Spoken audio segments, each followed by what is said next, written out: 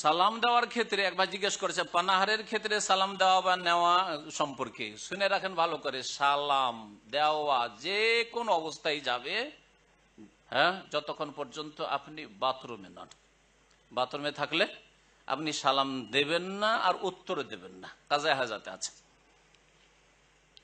আর যদি স্বামী স্ত্রী মিলনে থাকেন, এই দুটো অবস্থা ছাড়া যে কোনো অবস্থায় সালাম দেওয়া যেতে পারে, নেওয়া যেতে পারে, উযু থাক আর নাই থাক। আবু হুরায়রা রাদিয়াল্লাহু তাআলা আনহু গোসল ফরজ হয়ে আছে, গোসল ফরজ আছে, স্বামী স্ত্রীর মিলনের পরে গোসল ফরজ, এখনো জানাবাতের গোসল করেননি। ওই অবস্থায় রাসূলুল্লাহ সাল্লাল্লাহু আলাইহি ওয়াসাল্লামকে দেখার পরে একটু টান দিয়েছেন, লুকাবার চেষ্টা করছেন। নবী সাল্লাল্লাহু আলাইহি ওয়াসাল্লাম কিন্তু দেখে নিয়েছেন। বলছে আবু হুরায়রা কোথায় লুকাচ্ছ তুমি? আরে আসো আসো আসো। বলছি ইয়া রাসূলুল্লাহ, কেন লুকাচ্ছিলে তুমি? নবী সাল্লাল্লাহু আলাইহি ওয়াসাল্লাম জিজ্ঞেস করলেন, বলছি ইয়া রাসূলুল্লাহ ইন্নী কুনতু জুনুবান, আমি আসলে নাপাক ছিলাম, গোসল ফরজ হয়ে আছে, আর আপনার সাথে সালাম করব কি করে, মুসাফা করব, তো এই জন্য পালাচ্ছিলাম, লুকাবার চেষ্টা করছিলাম।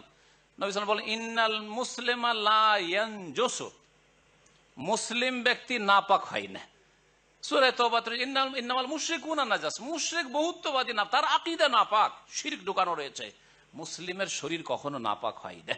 সুতরাং যে কোন অবস্থায় সালাম দেবেন, একমাত্র যে দুটো অবস্থা বললাম, পানাহারের অবস্থায় হোক আর যে কোনো নামাজের ভিতরে যদি কেউ থাকে আর বাইরে থেকে সালাম দেন, সালাম দেওয়া রয়েছে। নেওয়ার ক্ষেত্রে হাদিস রয়েছে ওয়ালাইকুম আসসালাম বলে জবাব দেবেন না, হাতের ইশারা করে নবী সাল্লাল্লাহু আলাইহি ওয়াসাল্লাম সাহাবায়ে কেরাম সালামের উত্তর দিতেন, এর প্রমাণ রয়েছে। আর কি চান? নামাজের অবস্থায় যদি হাতের ইশারা করে সালামের উত্তর দেওয়া যেতে পারে, তো খাবার সময় উত্তর দেওয়া যাবে না? খাবার সময় সালাম দেওয়া যাবে না? এগুলো বিদাতি কথা, সুতরাং এগুলো থেকে বেঁচে থাকবে।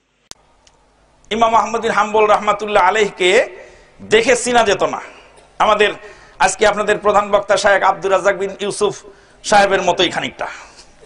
আব্দুর রাজ্জাক বিন ইউসুফ সাহেবকে দেখে মানুষ সহজে চিনতে পারবে ইনি এত বড় মুহাদ্দিস, চেনা মুশকিল আছে।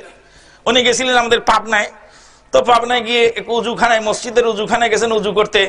তো এক ভদ্রলোক উজু করতেছেন, তো উজু করতে করতে তখন আব্দুর রাজ্জাক বিন ইউসুফ সাহেব বলছেন আসসালামু আলাইকুম।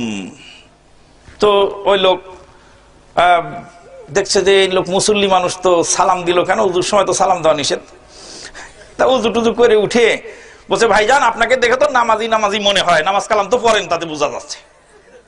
আব্দুর রাজ্জাক বিন ইউসুফ সাহেব নামাজি মুসল্লির মতো মনে হচ্ছে দেখে, নামাজ কালাম পড়েন তো বোঝা গেল, কিন্তু মাসলা মাসাইল তো কিছুই শেখেন নেই। তো মাসলা মাসাইল শিখেন নেই, তো কি মাসলা শিখতে হবে? বলছে উজুর সময় যে সালাম দেওয়া নিষেধ, ওটা তো জানেন না আপনি, উজুর সময় আর কোনোদিন সালাম দিবেন না।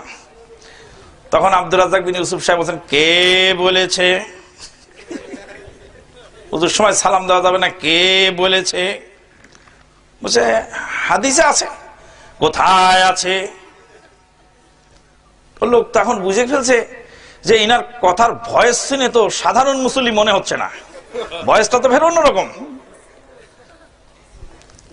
আল্লাহু আকবার, সুবহানাল্লাহি ওয়া বিহামদি। গল্প কিসসা কইতে গেলে রাত ভোর হয়ে যাবে, কিসসা বলতে চাচ্ছি না।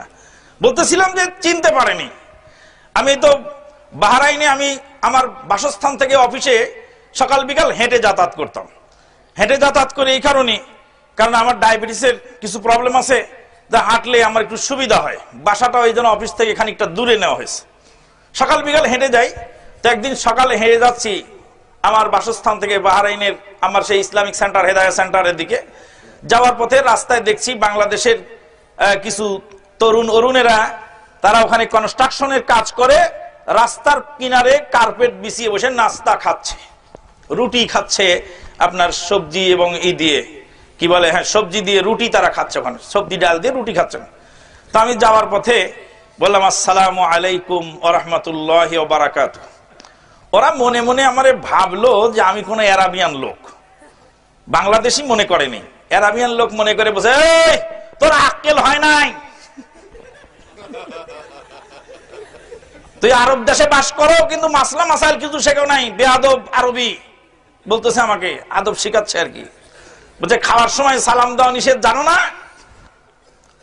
তো ও মনে করছে যে আমি আরবি মানুষ, যার ফলে বাংলায় বলে দিল। বোঝা গেল এক বুড়ি আর এক বুড়ি রে কয় নানির শাশুড়ি, তো নিজেই জানে না আর একজনকে তালিম দিচ্ছে। কখন কখন সালাম দেওয়া যাবে না ও হ্যাঁ, ভেরি গুড, আমি তো মিস করে ফেলেছি, জাযাকাল্লাহ খায়রান, গুরুত্বপূর্ণ।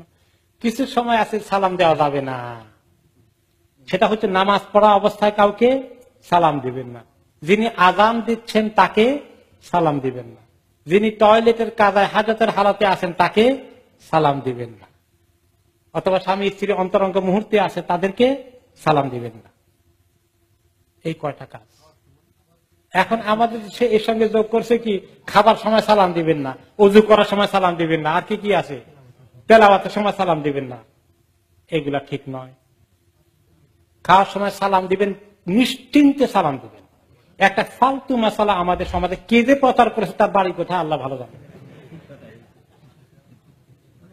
ভিত্তিহীন একটা কথা। এবং এই যদি কেউ সালাম দিয়ে ফেলে, সর্বনাশ। বাকি সবাই মনে করবে বেটা আস্ত আহাম্মক ছাড়া কিছু না, আর সেই বেচারা ভুলে সালাম দিয়ে ফেলে জিহ্বার মধ্যে অর্ধেক কামড়ে ধরে রাখবে, কি বোকা, আমি কি আহাম্মকি করছি, কেমনি সালাম দিয়ে ফেললাম, কত বড় ক্রাইম জারি করছে। আরে দেখেন, একটু আগে যে বললাম যে ইসলামের জরুরি জিনিস আমাদের সমাজে ছুটে গেছে, আর যেটা অত্যন্ত মানে ফালতু জিনিস, ইসলামের কিছু না, সেটা ইসলামের কোর মেসেজ মনে করেছে। এখন থেকে প্রত্যেকেই সালামে, আমি দেশে গেলে কি করি জানেন, খাইতে বসলে কেউ আমি জোরে সালাম দিই, যেন আল্লাহ তাআলা বেচারা থেকে বুঝার তৌফিক দান করে। প্রচলন করে দেন, আপনারা দেশে গিয়ে এই কাজ করবেন, সালাম দিবেন ইনশাল্লাহ খাওয়ার সময়। হ্যাঁ, সালাম দিয়ে ভুল করে ফেলছি, এরকম অনেকে এবারে সালাম ভুল করে ফেলছি, মাপ চাই সবার কাছে। হ্যাঁ হ্যাঁ, ভুল ধারণা দিনের নামে কি পরিমাণ আছে। তো কাজে আবার বলে আজান দেওয়ার সময় সালাম দিতে নেই, আজান দেওয়ার সময় মুয়াজ্জিনকে সালাম দিবেন না, বাকিদেরকে দিতে পারবেন। ওযু করার সময় সালাম দেওয়ার ব্যাপারে কোনো আপত্তি নেই। কোন সময় ওযু করার সময় মানুষ গল্প গুজব করে, দুনিয়াবি কথাবার্তা বলে, ঠিক আছে, দুনিয়াবি কথাবার্তা গল্প গুজব না করা ভালো, ধ্যানে খেয়ালে ওযু করাটা ভালো। কারণ ওযু করেন আর ওই সময় আপনার মুখের পানি যখন পড়ে মুখ থেকে গুনাহ ধরে যায়, ওই খেয়ালে ওযু করা দরকার। দুনিয়াবি কথাবার্তা না বলা ভালো। তো সালাম দিলে কি এই সালামের নাম কি দুনিয়াবি কথাবার্তা নাকি? এটা তো একটা দোয়া। এমনকি খুতবার সময়ও আসলে আস্তে করে সালাম দিয়ে আপনি বসেন, আর তিনি যিনি পাশে আছেন তিনিও আস্তে করে উত্তর দিবেন।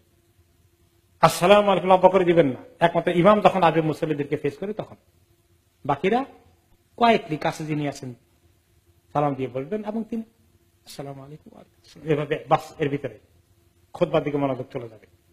বাইরে আর অতিরিক্ত কয়েকজনকে দিয়ে জোরে সালাম দিবেন না, যাতে খুতবার উপরে তার সালামের আওয়াজটা যেন না যায়।